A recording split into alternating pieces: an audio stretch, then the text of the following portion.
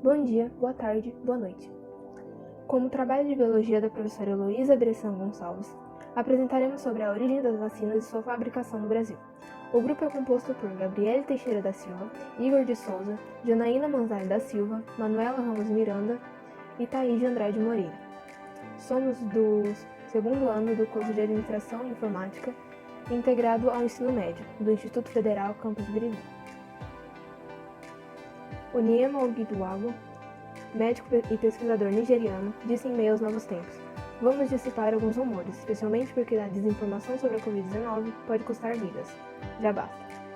A vacina é um dos métodos mais seguros e eficazes para manter a população mundial longe de doenças e epidemias.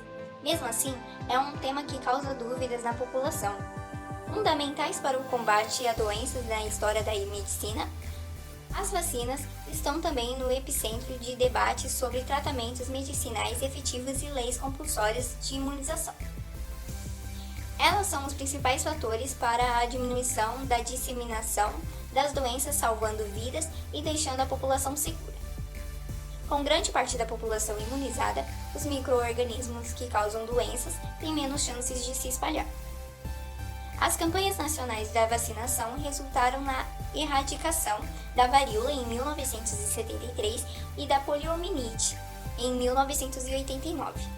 As doenças que podem ser prevenidas pela vacinação são o poliomielite, o tétano, o coqueluche, o sarampo, a rubéola, a cachumba, a febre amarela, a difterina e a hepatite B. As vacinas são substâncias biológicas introduzidas no corpo humano com o objetivo de ativar o sistema imunológico, promovendo assim o reconhecimento e o combate do invasor. Após a vacinação, o organismo já tem condições de reagir ao futuro contato com a doença, porque o sistema imunológico foi estimulado e já sabe lidar com a ameaça. Isso ocorre por serem feitas de substâncias semelhantes aos micro-organismos que queremos combater, só que de uma forma muito enfraquecida. Assim conseguimos se passar por agentes infecciosos de forma a estimular a produção de anticorpos específicos e memória imunológica para agir contra o inimigo. Assim, elas ensinam o nosso organismo a se defender de forma eficaz contra a ameaça. A palavra vacina vem de Variolae vacinae, nome científico dado à varíola bovina, sendo que vacinae tem origem em vacaro, que significa vacas em latim. Foi em 1798, na Inglaterra, que o termo vacina surgiu pela primeira vez, com o médico e cientista Edward Jenner. A primeira vacina foi desenvolvida para combater a varíola, uma doença viral extremamente grave que causa febre alta, dores de cabeça no corpo, lesões na pele e, em casos extremos, a morte. O processo se baseou em injetar a versão bovina do vírus em humanos. Edward começou a extrair o conteúdo das feridas das vacas doentes e inserir nas pessoas, que logo depois de ter reações leves, se recuperaram e ficaram imunes à versão humana da doença. Depois desse episódio, até o surgimento das vacinas como conhecemos, houve um grande período decorrido. Em 1881, o cientista francês Louis Pasteur começou a desenvolver a segunda geração de experimentos nesse sentido, para combater a cólera aviária e o carbúnculo. Ele sugeriu o termo vacina para batizar suas invenções laboratoriais em homenagem a Edward Jenner. Apesar da história de Edward, temos outras demonstrações dessa ideia de que o contato indireto ou mais fraco com alguma doença poderia blindar as pessoas. O livro A História e Suas Epidemias, A Convivência dos Homens com os Micro-Organismos, do médico Stefan Cunha Ujvari, diz que muito antes disso, no século X, os chineses já tinham seu próprio método de imunização. Eles trituravam as cascas das feridas produzidas pela varíola, onde o vírus estava presente, porém morto, e sopravam o pó através de um cano de bambu nas narinas das crianças. O sistema imunológico delas produzia uma reação para o vírus morto, e, quando exposto ao vírus vivo, o organismo já sabia como reagir, livrando os pequenos da doença. A vacina chegou ao Brasil em 1804, trazida pelo Marquês de Barbacena. Um século depois, para reduzir o número de doenças no Rio de Janeiro devido à falta de saneamento básico, o médico sanitarista Oswaldo Cruz, em 1904, impôs a lei da vacina obrigatória. Graças à obrigatoriedade e à falta de informação sobre a eficácia e segurança da vacina, a população ficou bem descontente, iniciando uma série de protestos contra a vacina obrigatória, o que gerou diversas mortes e uma semana de tensão que se tornou o maior motim da história do Rio, conhecido como Revolta da Vacina. Depois de desenvolver a primeira vacina, o ser humano notou a capacidade do corpo de criar uma espécie de memória. Mesmo após essas descobertas, muita pesquisa se mantém necessária. Isso se dá pelo fato de que cada vírus tem seu próprio jeito de agir, portanto necessitam de combates diferentes. A maioria das vacinas são produzidas a partir de vírus mortos ou enfraquecidos contendo parte dele. Algumas doenças são causadas pela ação do vírus em si, outras por sua toxina, grande quantidade de vírus ou bactérias no organismo, por isso existe uma grande variedade de ataques que podem ocorrer. O desenvolvimento de uma vacina específica leva tempo. O primeiro passo para o desenvolvimento de uma vacina eficaz é a identificação do vírus e sua funcionalidade. Depois disso, ele vai para a fase pré-clínica, onde será estudado mais profundamente, testado com células e em animais como macacos e camundongos. É nessa fase que o desenvolvimento da vacina costuma demandar tempo, mas em casos de vírus da mesma família já terem sido estudados, o tempo é consideravelmente menor. Esse é o caso da Covid-19, onde versões anteriores de coronavírus já estavam em processo de estudo.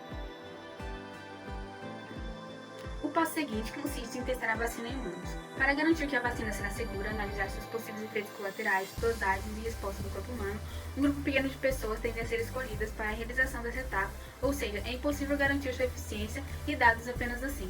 A segunda fase tem a mesma finalidade da anterior, porém com um grupo maior de voluntários.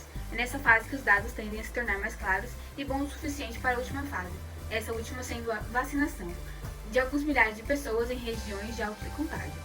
A partir dos resultados dessa fase, em caso de positivo, a vacina passa para a industrialização a fim de atingir a escala nacional. Caso a vacina tenha sido produzida dentro do Brasil, ela vai passar por uma avaliação feita pelo INCQS, Instituto Nacional de Controle de Qualidade em Saúde. E após ser liberada, é enviada para os estados. Mas caso tenha sido produzida no exterior, fora do Brasil, ela deve ser liberada pela Anvisa, Agência Nacional de Vigilância Sanitária, após ser passada pela alfândega. O governo envia, então, mensalmente as vacinas aos estados, que são responsáveis por distribuí-las aos municípios, de acordo com as suas necessidades locais. Tem 40 mil UBS, Unidade Básica de Saúde, em todo o país, que recebem os imunológicos, no caso das vacinas. Para determinar o número de doses enviadas a um estado, as unidades da federação devem notificar antes o governo sobre a necessidade local, levando em consideração tanto o tamanho do público-alvo, a situação epidemiológica, que será a distribuição da doença dentro dessa população, e os estoques federais e estaduais. Ao mesmo tempo, há alguns problemas na rede de distribuição que fazem com que essas substâncias muitas vezes não cheguem, ou cheguem só que estando vencidas.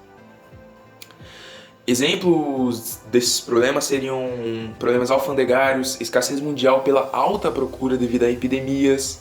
Outro motivo para o atraso na entrega de vacinas no país é a demora na adaptação de certas substâncias aos padrões estabelecidos internacionalmente. Por exemplo, quando a procura é maior que a oferta, seja porque o número de doses encomendadas não foi recebido ou por outra questão pontual. A vacina é restrita a grupos de risco, como recém-nascidos, idosos, pacientes que farão hemodiálise, entre outros. Foi formulado o Programa Nacional de Imunizações, PNI, por determinação do Ministério da Saúde, com o objetivo de organizar as ações de imunizações que até então eram descontínuas. Se alterava por cada episódio e possui uma reduzida área de cobertura. Aprovada em uma reunião realizada em Brasília em 18 de setembro de 1973. O PNI define os calendários de vacinação, considerando a situação epidemiológica, o risco, a vulnerabilidade e os casos sociais específicos, com determinadas orientações para crianças, adolescentes, adultos, gestantes, idosos e povos indígenas. O conhecimento necessário para entender o funcionamento, importância, produção e distribuição das vacinas em nossas vidas como cidadãos que convivem em uma diversificada sociedade não está muito distante. É vergonhoso que mesmo em um século tão longínquo, discussões sobre a necessidade e eficiência de vacinas ainda não sejam um tópico a gerar tamanho debate. Mesmo que após todos os males que o mundo passou por conta da pandemia e todas as consequências que isso causou, se existe algo de positivo que podemos tirar deste acontecimento foi o esclarecimento. O número de pessoas que buscaram de forma genuína compreender a grandiosidade das vacinas, como uma vez disse Sócrates, existe apenas um bem, o saber, e apenas um mal, a ignorância.